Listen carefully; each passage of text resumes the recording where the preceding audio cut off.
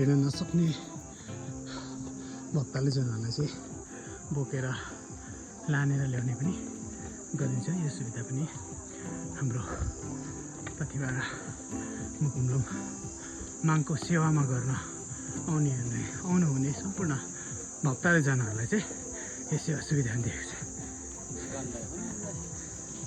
खुसी लाग्यो अहिले कतिवटा माताको दर्शन गर्न जाँदा चाहिँ अहिले चाहिँ पानी पनि यस्तो मजाले झरिराखेको देख्न पाएँ है। एकदम खुसी लाग्यो है। पानी पनि रहेछ, पानी पनि मजाले झरिरहेको छ।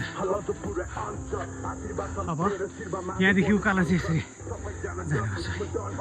लगभग हामीहरू आधी बाटोमा आइसकेको छौँ।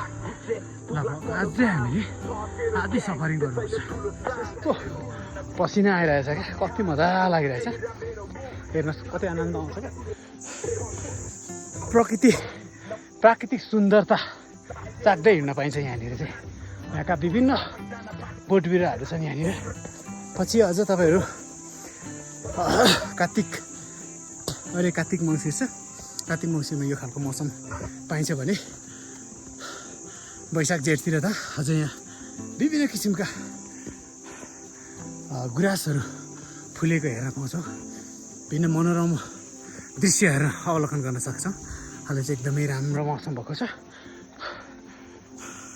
आनन्द आइरहेको भएर चाहिँ हाम्रो साथीहरू पनि पछाडि आउँदैछन्। हामी चाहिँ यहाँनिर हिँडिरहेछौँ।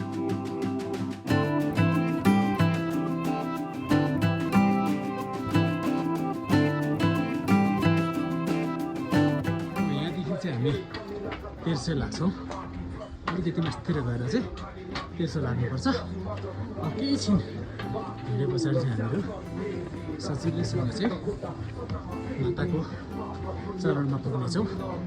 आउनुहोला सबैजना है। यहाँदेखि चाहिँ सजिलो छ। पछि त हिउँ पर्दाखेरि यहाँ बरु हिउँ देख्न सकिन्छ। तर आज त हिउँ छैन, मौसम दामी छ।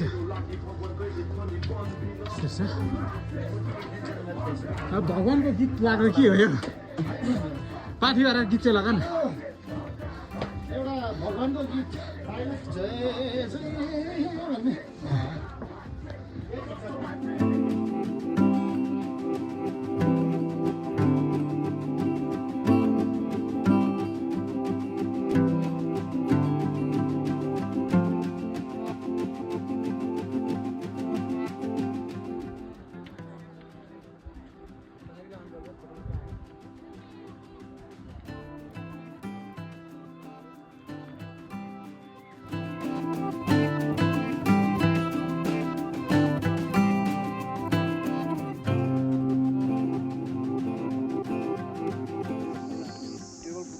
चाहिँ हाम्रो फर्किने क्रम जारी रहेको छ। सबैजनाले चाहिँ पूजासुजा गरेर फर्किसक्यौँ हामी चाहिँ।